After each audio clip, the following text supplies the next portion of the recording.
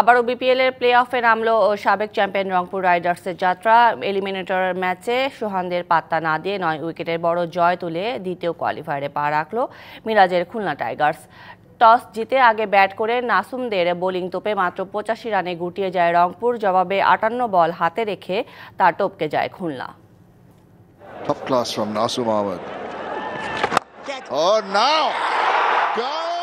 Eliminator ম্যাচের আগে রংপুর ডেরায় রাসেল, ভিন্স, টিম ডেভিড। তবুও ভাগ্যটা পরিবর্তন হলো না। শুরু থেকেই নাসুম মিরাজদের স্পিনে দিশেহারা রাইডার ব্যাটাররা। সৌম্যকে দিয়ে শুরু, এরপর একে একে ভিন্স, শেখ মেহেদি, সাইফ হাসানরা সবাই মেতেছিলেন যাওয়া আসার মিছিলে।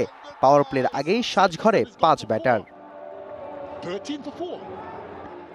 সকালেই ঢাকায় পা রাখা টিম ডেভিডের ব্যাটে মাত্র 7।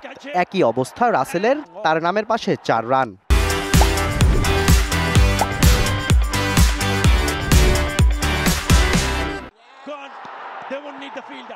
ক্যাপ্টেন সোহান পৌঁছেছিলেন 2 অঙ্কের কোটায়। মিরাজের বলে এলবি হওয়ার আগে তার উইলো থেকে এসেছে 23 রান।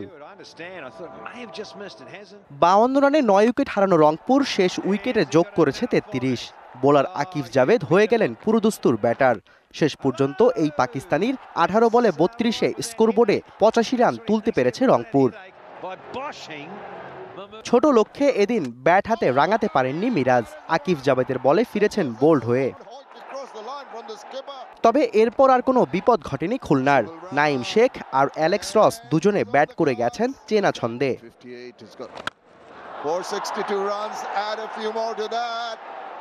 শেষ পর্যন্ত এই 2 ব্যাটারের 87 রানের জুটিতে অনায়াসেই জয়ের বন্দরে পৌঁছে যায় মিরাজরা।